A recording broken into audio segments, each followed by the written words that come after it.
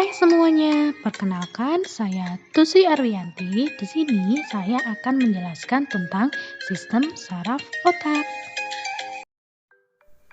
Sistem syaraf adalah sistem yang mengatur atau mengendalikan semua aktivitas tubuh melalui impuls-impuls elektrik.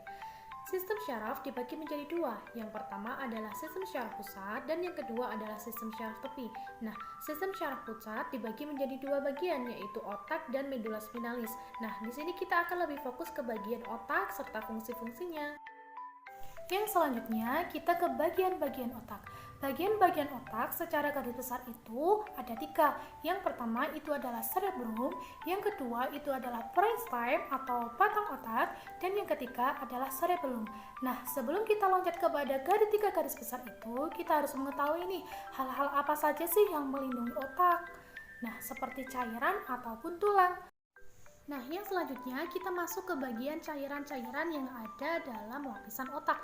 Apa saja itu? Yang pertama itu ada durameter, yang kedua ada arachnoid, dan yang ketiga ada piameter. Yang pertama kita akan mengulik tentang durameter.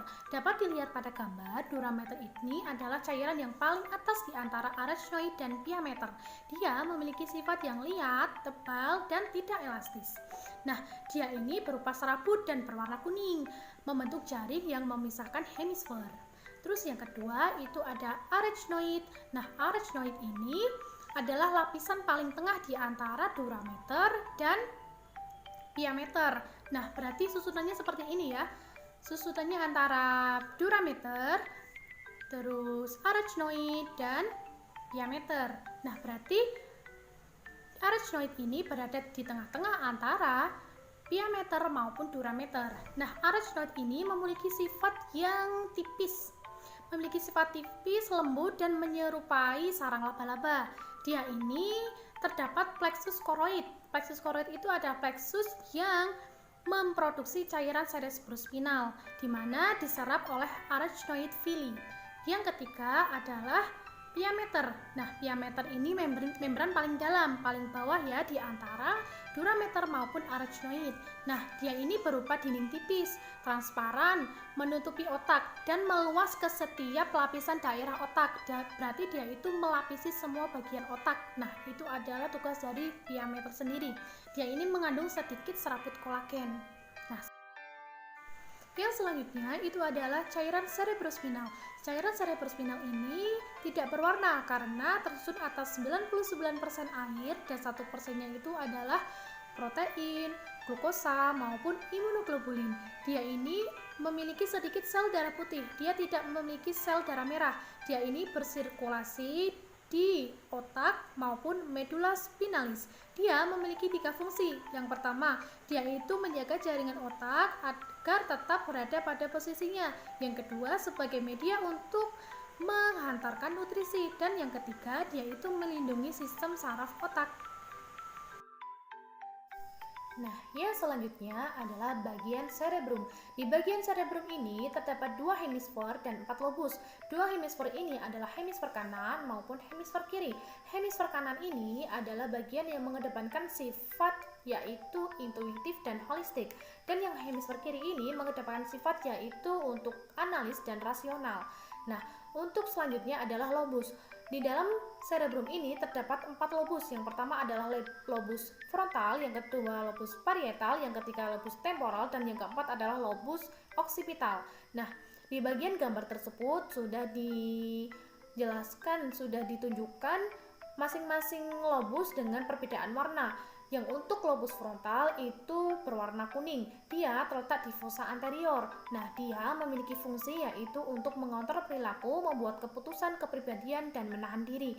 Nah, yang selanjutnya adalah lobus parietal. Lobus parietal itu digambar berwarna hijau. Dia terletak di bagian belakang lobus frontal. Nah, dia memiliki fungsi yaitu memperhatikan sensasi, mampu mengetahui posisi dan letak bagian tubuh. Yang ketiga adalah lobus temporal. Lobus temporal ini terletak di kedua sisi kepala yang sejajar dengan telinga, berarti di bagian sini.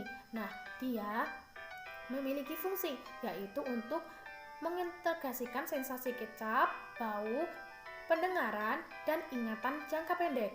Nah, yang keempat adalah lobus occipital. Lobus occipital ini terletak di otak bagian belakang. Nah, dia ini memiliki fungsi yaitu mengenali objek lewat indera penglihatan dan memahami arti kata-kata tulis.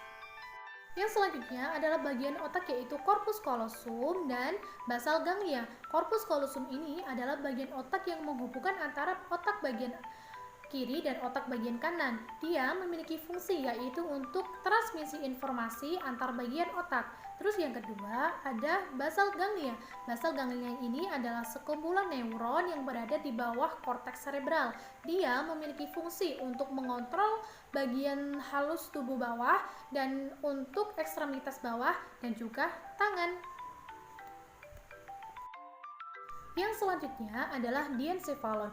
Diencephalon ini ada 3 bagian. Yang pertama adalah talamus, yang kedua adalah hipotalamus, dan yang ketiga adalah kelenjar hipofisis. Yang pertama adalah talamus. Talamus adalah bagian otak yang berada pada gambar ditunjukkan warna merah. Dia berada di atas hipotalamus. Dia sebagai pusat penyambut sensasi, sensasi bau, memori maupun nyeri. Yang kedua adalah hipotalamus. Hipotalamus ditujukan pada gambar berwarna merah yang di bawah talamus. Nah, hipotalamus ini berfungsi untuk menjaga dan mengontrol sistem saraf autonom. Bersama dengan hipofisis, hipotalamus ini menjaga keseimbangan cairan, suhu, vasokonstriksi, dan vasodilatasi. Yang ketiga adalah kelenjar hipofisis. Kelenjar hipofisis ini adalah kelenjar yang mengontrol fungsi ginjal, pankreas, organ reproduksi, tiroid, dan korteks adrenal. Nah, untuk lobus anterior itu adalah hormon pertumbuhan, LSH, FSH, TSH, adrenokortikotropik, dan untuk lobus posterior itu adalah ADH. Nah, yang selanjutnya adalah batang otak. Nah, batang otak ini adalah merupakan struktur dari bagian posterior, yaitu belakang otak. Nah, sebutan untuk batang otak ini merupakan struktur dari 3 bagian, yaitu medula oblongata, pons, dan mesencephalon. Otak tengah. Otak tengah ini adalah menghubungkan pons dan cerebellum dengan hemisfer cerebrum. Nah, otak tengah ini adalah pusat refleks untuk penglihatan dan pendengaran. Yang selanjutnya adalah medula oblongata. Medula oblongata ini berada pada posisi di bawahnya pons.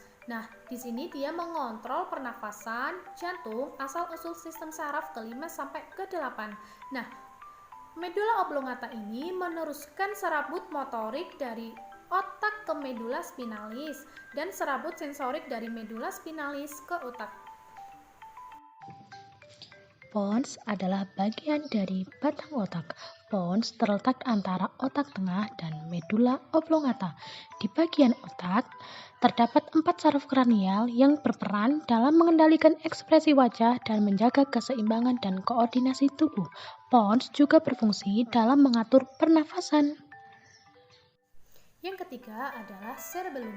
Cerebellum ini adalah salah satu dari sistem saraf pusat. Nah, dia ini memiliki fungsi untuk mengontrol dan mengatur keseimbangan serta mengingat dan belajar kemampuan motorik. Yang terakhir dari pembahasan ini adalah tentang mekanisme kerja sistem saraf pusat. Mekanisme kerja sistem saraf pusat ini dibagi menjadi 2, yaitu yang pertama adalah gerak sadar dan yang kedua adalah gerak refleks. Nah, gerak sadar ini dikoordinasikan oleh otak. Nah, untuk gerak refleks dikoordinasikan oleh sumsum tulang belakang. Itu adalah perbedaannya. Nah, untuk mekanisme gerak sadar itu dimulai dari rangsangan, yang kedua adalah reseptor atau indera, dilanjut ke saraf sensorik, dari saraf sensorik dilanjutkan ke otak. Nah, otak diolah dan dilanjutkan ke saraf motorik. Nah, di saraf motorik langsung dilanjutkan ke efektor atau otot. Sekian presentasi dari saya. Bila ada salah kata, saya mohon maaf.